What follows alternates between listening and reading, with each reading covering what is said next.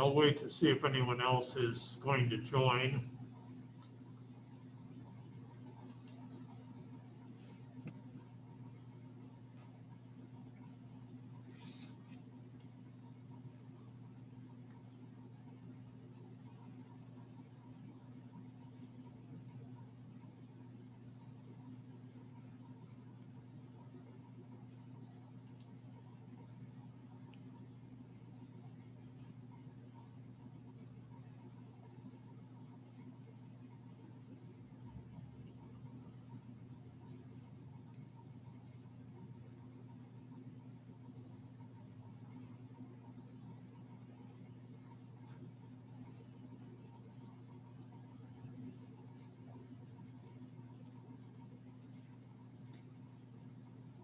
Okay, I'm going to go ahead and get started.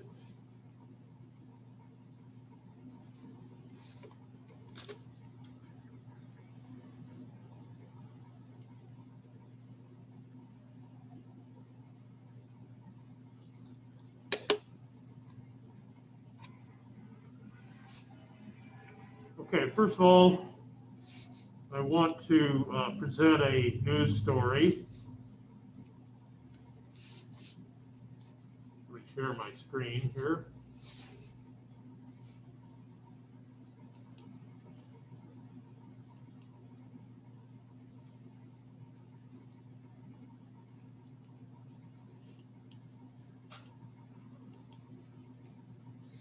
Right, the Nobel Prizes in Science were announced this week. And the Nobel Prize for Medicine, I'll bring that up here. There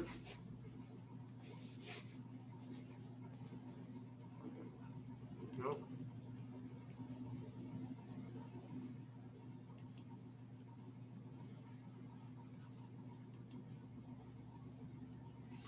Okay, these are the three winners of the Nobel Prize in Physiology and Medicine. Okay, there's a maximum of 3 awardees for each Nobel Prize. And their contribution was for the identification of the structure of the hepatitis C virus. Identification of the hepatitis C virus and learning more about it. Okay, the Nobel Prize in Physics was, let's pull that up here.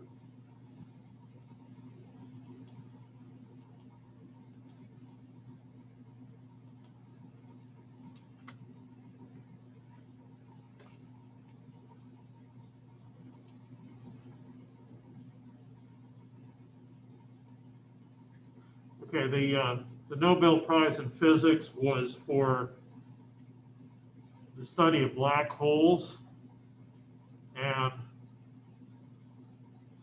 the Nobel Prize in Chemistry was for work on a technique called CRISPR, CRISPR, which is a gene editing technique. CRISPR has important implications for cancer therapies. There's also some work that's being done as far as things like controlling malaria. Okay, can you modify a mosquito so that its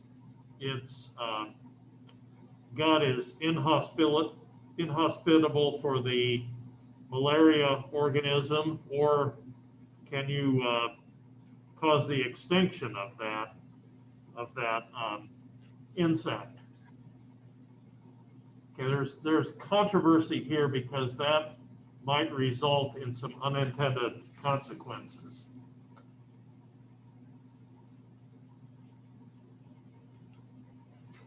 Okay. Don't think anyone else is waiting to join. Okay, so tomorrow's lab, which we will talk about in general terms in just a moment, but this is the dehydration of cyclohexanol. Okay, so this is cyclohexanol. Alcohols will end in OL. And we're going to heat this with sulfuric acid. The procedure is in the General Organic Lab Manual. And the way this works, we have an acid-base reaction that takes place.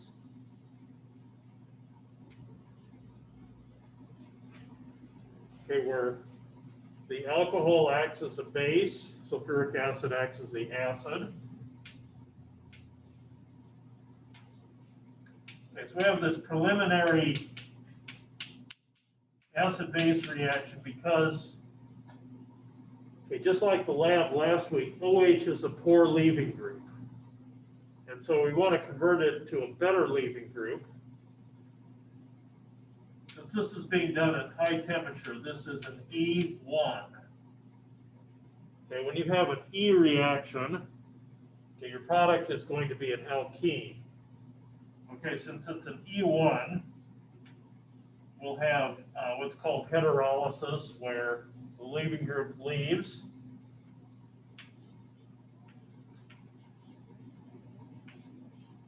All right, this gives us a carbocation. Okay, now we want to look for beta hydrogens. Okay, this is the alpha position, so next to that is a beta position. We have 2 here and 2 here. Okay, unlike the E2, this one doesn't have strict stereochemical requirements, so it could be any one of those 4.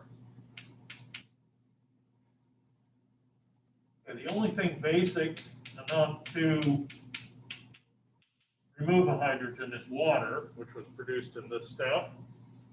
Okay, so that takes the hydrogen.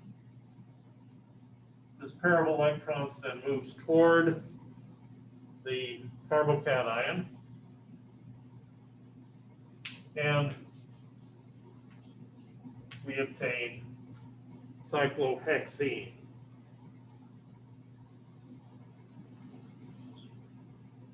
On that second step where you have water and you have the hydrogen going towards, on the other side, and you have the hydrogen going towards the positive ion, where is that other arrow coming from? Is that from the lone pairs on the oxygen?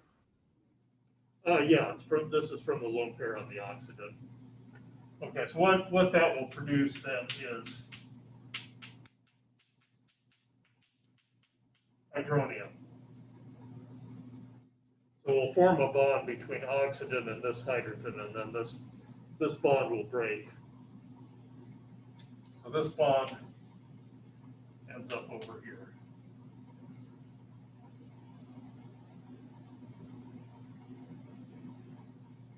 All right, this is an E1, okay, because remember, an E2 has to have a strong base, and we can't have any kind of strong base in concentrated sulfuric acid solution. So we're using a weak base here, namely water. Okay, so this is tomorrow's lab. And I'll have more to say about the procedure, but this is the mechanism.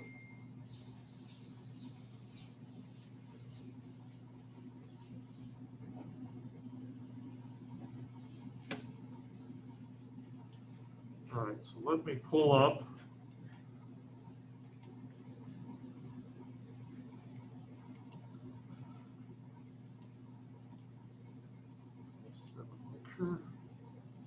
Okay, I sent out an announcement. There's a couple of new assignments posted.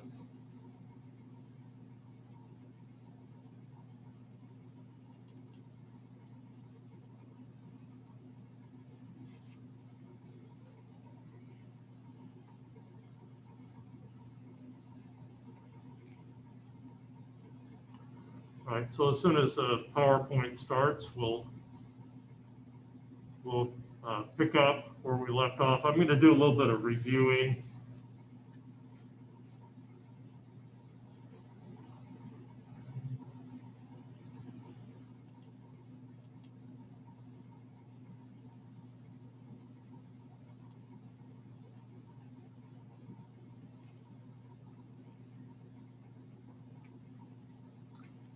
Okay, so we'll go back to elimination reactions.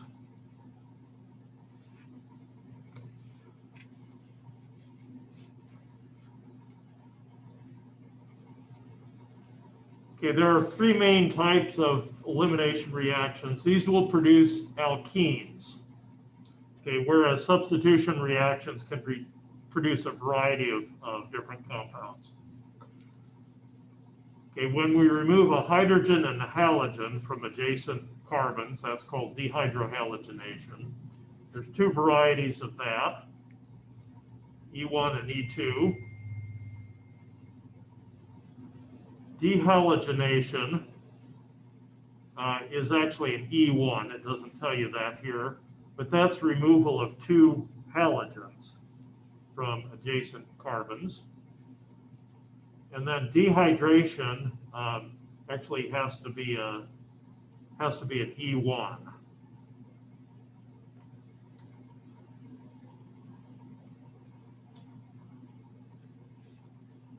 Okay, so I'm going to review these.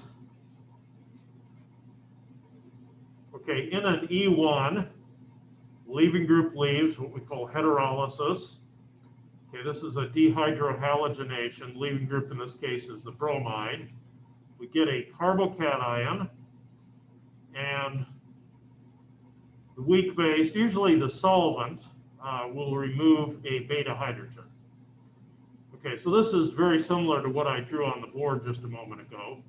The lone pair from the methanol will come along, it will remove that hydrogen, and then this pair of electrons in the CH bond moves to form a double bond. Okay, and our byproduct is this oxonium ion, methanol with two H's on it. Okay, so that's stepwise. In the E2, for the E2, you have to have a strong base. So methanol is a weak base.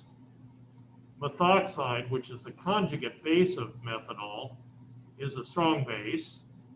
Okay, the sodium ion, just like in SN2 reactions, is not going to do anything except keep the charges balanced. Okay, so this one happens all at once. So we remove the hydrogen, form the double bond, kick out the bromide, and get our alkene.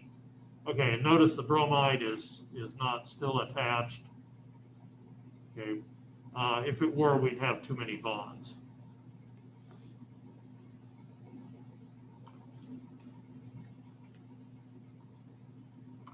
Okay, so this is the E1, once again, for dehydrohalogenation. Okay, this is the description of the transition state. Okay, there's stabilization that takes place between this bonding orbital and this empty p orbital on the carbocation. There's a two-step reaction. Okay, the first step is a slow step. It's rate determining. The second step, because of the much smaller activation energy, occurs much more quickly.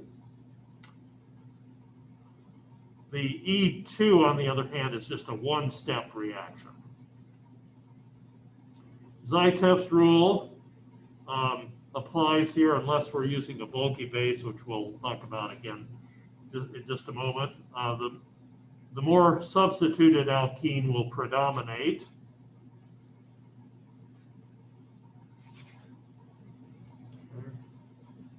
More substituted alkene will predominate.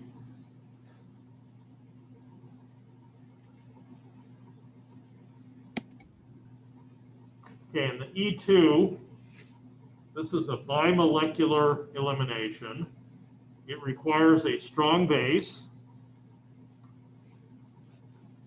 Protons abstracted, double bond forms, leaving group leaves all in one step.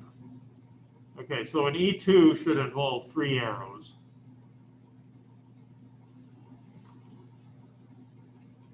Okay, here we have a tertiary substrate, strong base.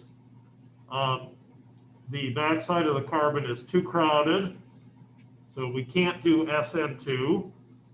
Okay, remember, if it's a strong base, it has to be a 2. But we can't do SN2, so the only thing possible is an E2. Okay, the E2 will also follow Zaitsev's rule, unless we're using a bulky base, in which case the least substituted alkene will predominate. Okay, these are examples of bulky bases. Okay, probably the one you'll see most is this one, tert-butoxide. Okay, tert-butoxide being very crowded around the oxygen, okay, goes for the more accessible hydrogen, which is this one on the end, and that's why we get the less substituted product.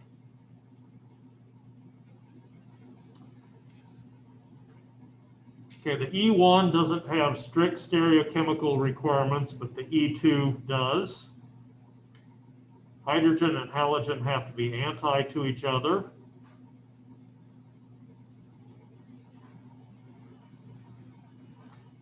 Okay, and oftentimes the reaction is stereoselective, that is, we get a particular stereoisomer. And in this case, okay, because of the requirement that the beta hydrogen and the halogen have to be anti to each other, okay, here is the Newman projection. Okay, we've taken this molecule, rotated it 90 degrees.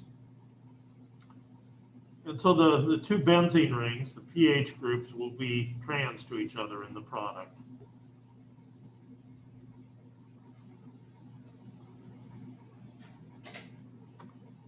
Okay, in that case, there was only one beta hydrogen. And if we were doing this by E1, okay, where we wait for the halide to leave and then we remove a beta hydrogen, we would predict the E1 would give both cis and trans, but the E2 just gives the trans. Okay, here's a dehalogenation, which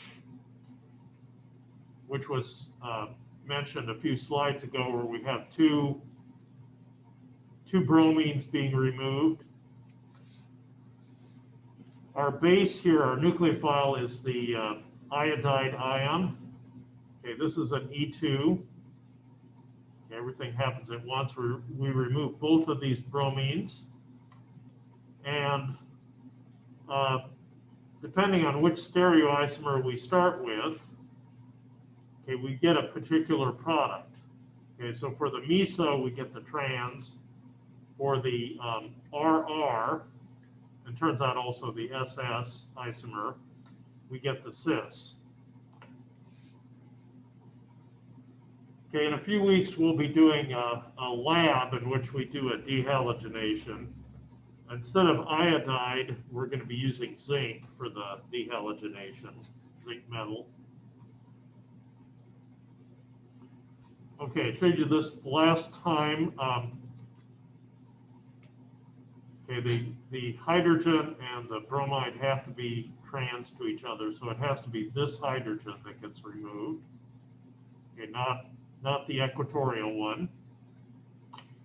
And so in this case, we don't get the Zaitsev product. We don't get the more substituted alkene. Okay, the reason is that this beta hydrogen is cis to the bromine. And at the trans position, we have a methyl, not a hydrogen. And so we have to remove the hydrogen, which is trans to this bromine. Okay, and that happens to be this deuterium, this heavy hydrogen. So we don't see deuterium in the product. Okay, and that's illustrated here. Okay, we have to remove this axial hydrogen, not the equatorial one, to give this product. Okay, higher temperature will favor elimination. Strength of the nucleophile determines the order. Okay, so strong nucleophiles and bases are going to be a E2 or SN2. Primary halides cannot undergo one reactions. They have to be two reactions, and usually they're SN2. Tertiary halides, depending on the conditions, can undergo SN1, E1, or E2.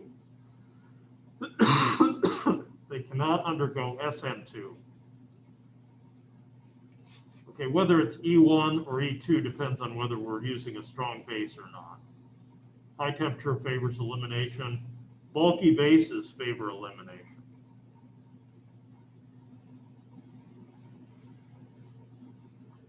Okay, so here we have primary halide, so mostly SN2.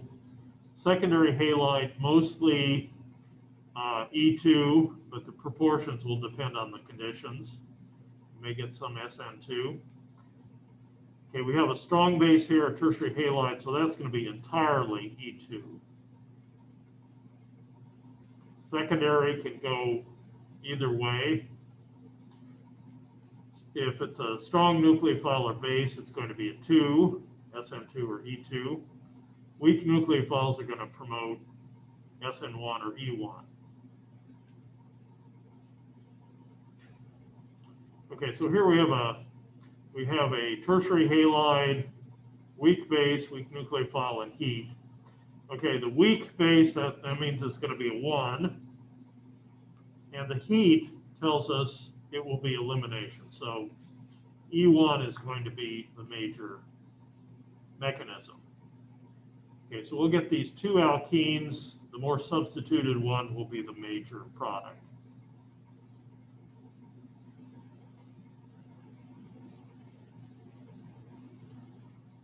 E1 and SN1 will compete with each other. Okay, in next week's lab, we want to try to keep the temperature down. Our intent is to do an SN1, but if we get it too warm, we're going to get some E1 product. Okay, so here's where we left off. Dehydration of alcohols. Okay, so we remove, dehydration means removal of water. So we're going to remove an H and an OH from adjacent carbons. Okay, this requires an acid catalyst and heat. The most common reagents that are used for dehydration are sulfuric acid, concentrated sulfuric acid, or concentrated phosphoric acid.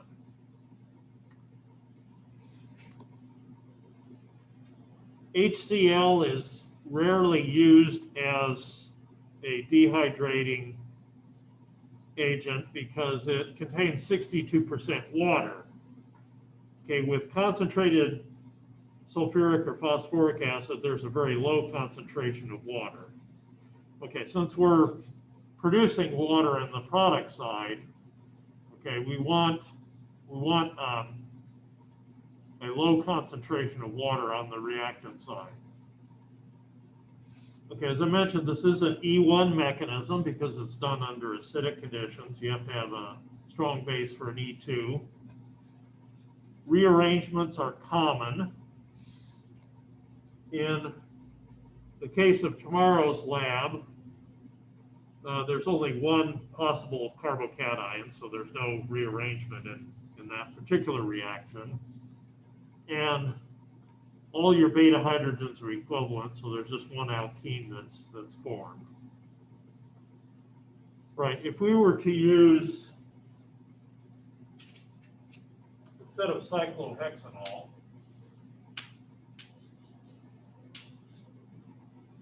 say we use 2-methyl cyclohexanol. Okay, the dehydration products that we could get, okay, would include this one. Okay, we would get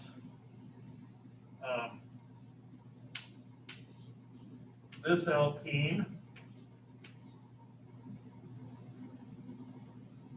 and we can also get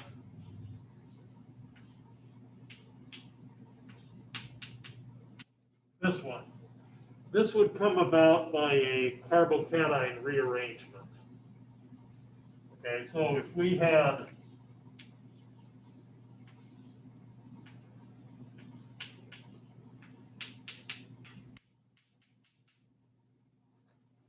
this carbocation, we could have a hydride shift.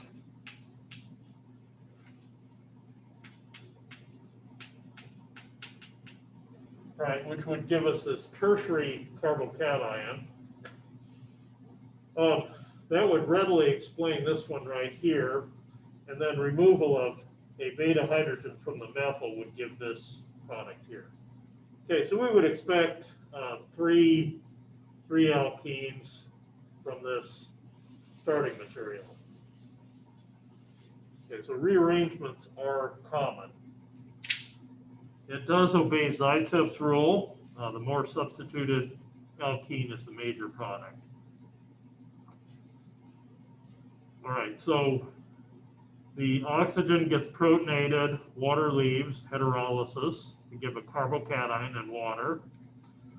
And then we have deprotonation. Water removes a beta hydrogen.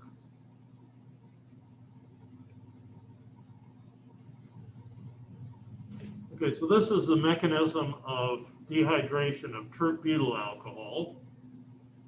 Okay, it starts out the same way. Oxygen picks up a proton from sulfuric acid, and then we get a carbocation when water leaves, and then water removes a beta hydrogen. Okay, it looks like these two steps are backwards on this slide.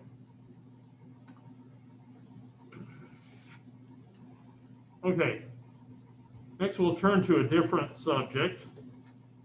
Okay, this reaction is about producing alkenes, and industrially, particularly in petroleum refining,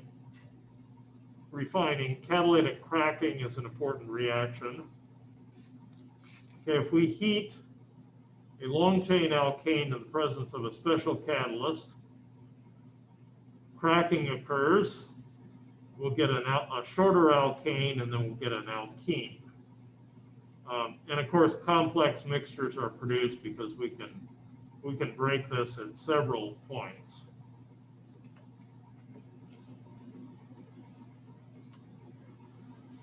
Okay, another way of producing alkenes is dehydrogenation. Okay, if we heat an alkane that has these two vicinal hydrogens in the presence of a catalyst, we can obtain an alkene that way.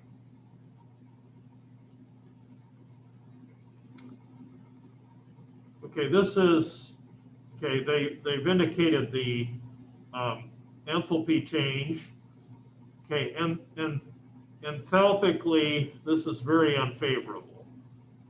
Okay, it's an highly endothermic reaction. It is, however, favored by entropy. So there's a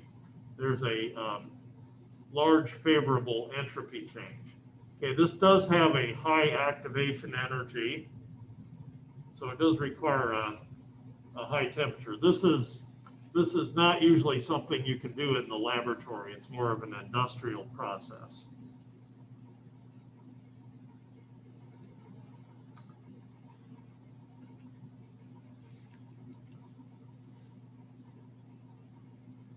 Okay, so I'm going to begin the next chapter, which is chapter 8.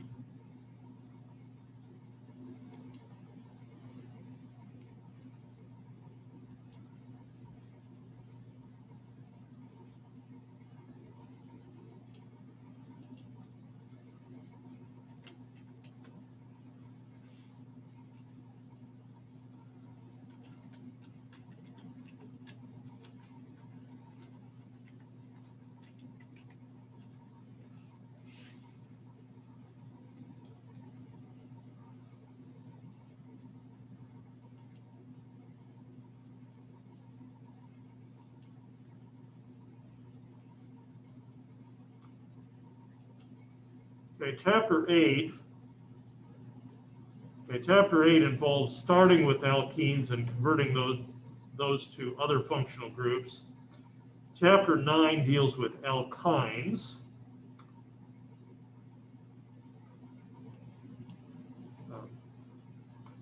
Okay, actually I wanted to do,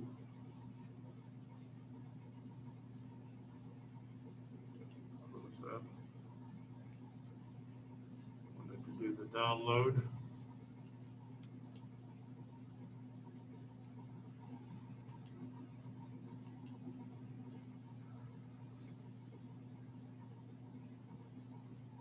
Oh, that's chapter 7.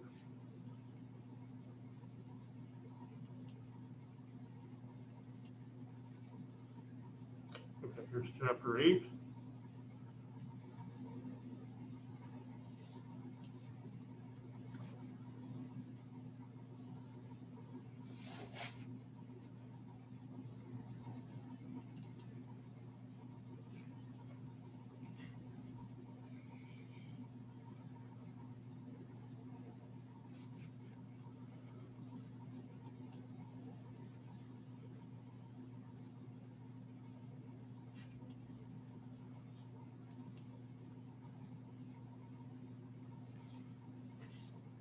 Okay, so in the opening slide, okay, this is an artificial knee. They make these out of titanium alloys. Titanium is lightweight and strong and lasts a long time. And then to separate the two parts of the joint, they have polyethylene, a type of plastic. And that's the connection here with alkenes.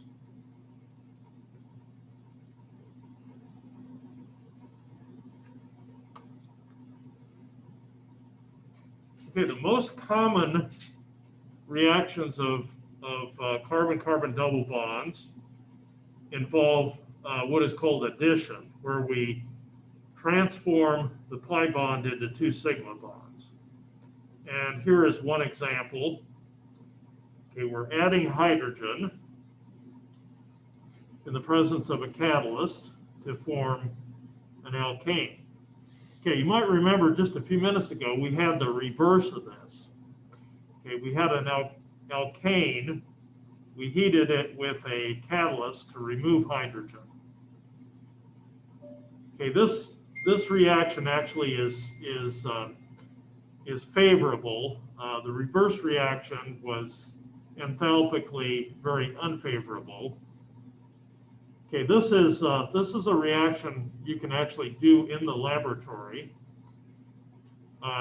Does require heavy walled equipment because the pressure required is usually 3 to 8 times atmospheric pressure, but it can be done in the laboratory and it can be done at room temperature or slightly above.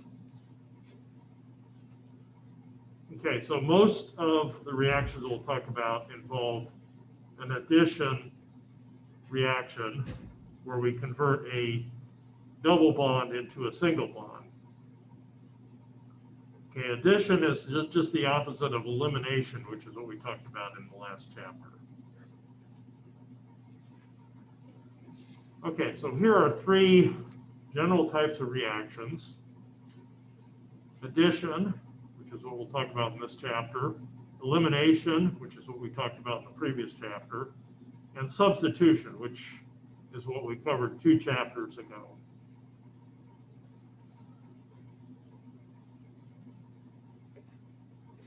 All right, in an alkene, the electrons in the pi bond are loosely held. The double bond acts as a nucleophile, which attacks electrophilic species. Okay, so the pi bond is electron rich, and so it's going to be attracted to electrophiles, species that are partially positive or entirely positive. Okay, and then when an alkene attacks an electrophile, we get this carbocation.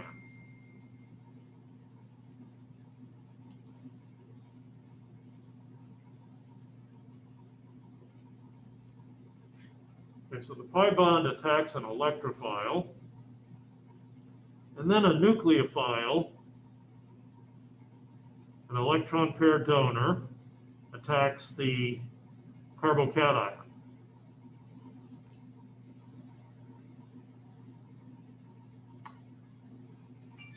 Okay, most of the reactions in this chapter will follow this pattern. An exception is the one that was shown in the opening page here. This follows a different mechanism. Okay, but most of the reactions are going to follow this pattern. Double bond attacks electrophile, nucleophile forms a bond. Okay, here is an overview of different addition reactions. Okay, this is hydration, where we add an H and an OH. Okay, earlier we talked about dehydration. Okay, this is actually the same mechanism, but everything is in reverse order.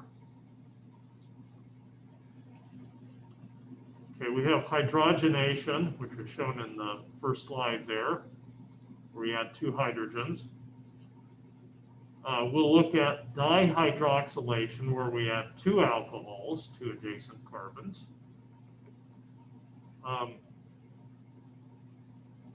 Okay, this is a case where we start out adding to the double bond, but then we also break it. So this is called oxidative cleavage. Okay, this is an addition reaction called epoxidation, where we form this 3-membered ring, which is an ether. Halogenation, we add 2 halogens to adjacent carbons. Okay, we'll be doing one of these reactions shortly, in the next few weeks in lab. Halohydration, where we add a halogen and an OH. Hydrohalogenation. Okay, in the previous chapter, we talked about dehydrohalogenation, which is just the reverse of this. And then another type of reaction is called cyclopropanation, where we form this 3-membered ring, the cyclopropane.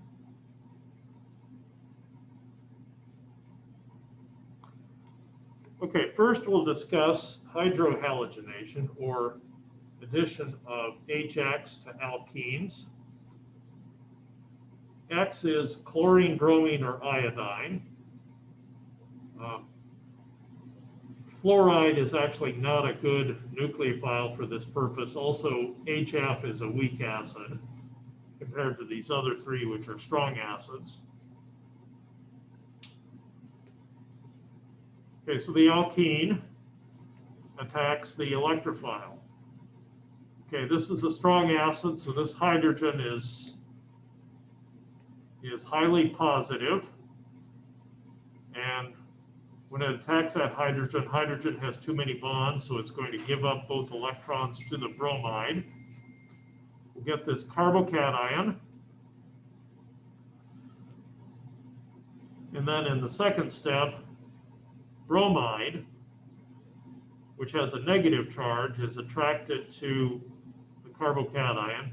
Okay, we always go negative to positive. Okay, so bromide will donate a pair of electrons to the carbocation to form this new covalent bond.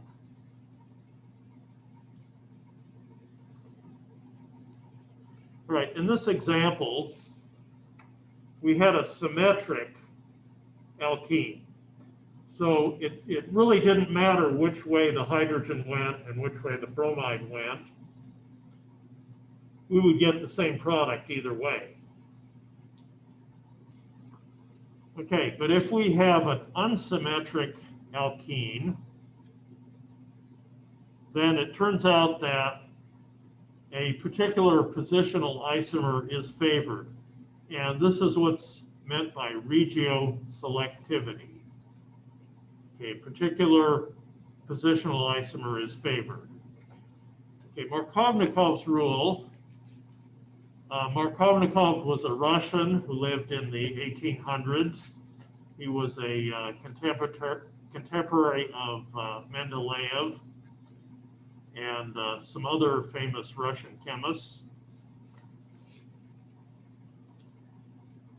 Okay, and Markovnikov's rule says the addition of a proton to the double bond of an alkene results in a product with the acidic proton bonded to the carbon atom that already holds the greater number of hydrogens.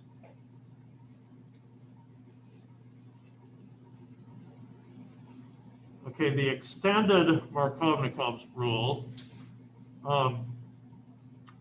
we'll see this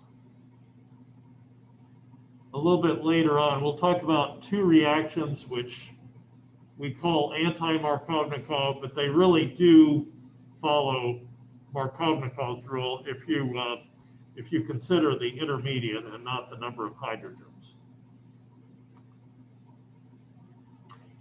Okay, so Markovnikov's rule says that if we have an unsymmetric alkene such as this, a hydrogen will go to the side that has the greater number of hydrogens. Okay, another way of stating that is that when it comes to hydrogen, the rich get richer. Okay, when I took organic chemistry, you probably think I'm kidding, but I'm not. We actually had a King James version of the Markovnikov's rule.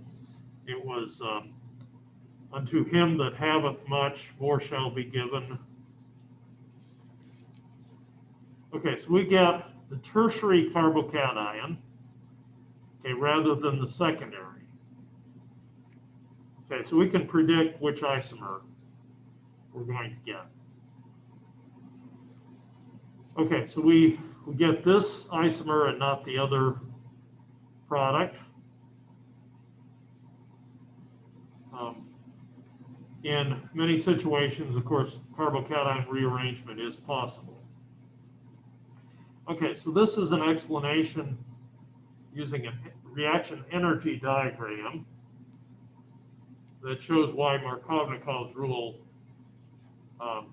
works the way that it does. Okay, so here we have propene as our starting material, and it requires a higher activation energy to protonate carbon number 2 to give the primary carbocation. Okay, so that's slower. That's shown in blue here. To form the secondary carbocation is faster. It requires a lower activation energy. And also the secondary carbocation is more stable. It's lower in energy, as you can see from the diagram. The second step, the rate of the second step is about the same for both of these. But the rate of the first step in forming the secondary carbocation is faster. So 2-bromopropane is the major product. Okay, we might get a little bit of the other one, but that would be a minor product.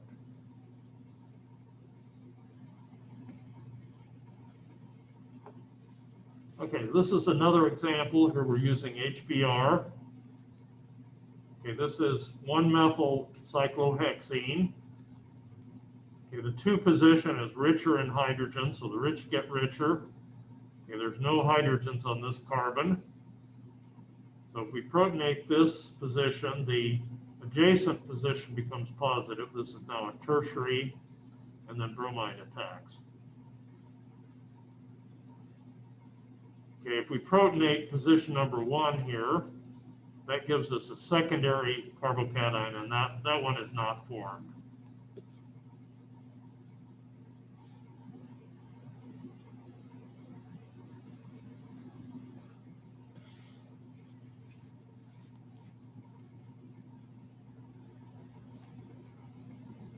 Okay, so the question here, how would you convert 1-methylcyclohexene to 1-methylcyclohexene? Okay, just add HBr. Okay, it'll give you the right isomer. Okay, here are some more examples.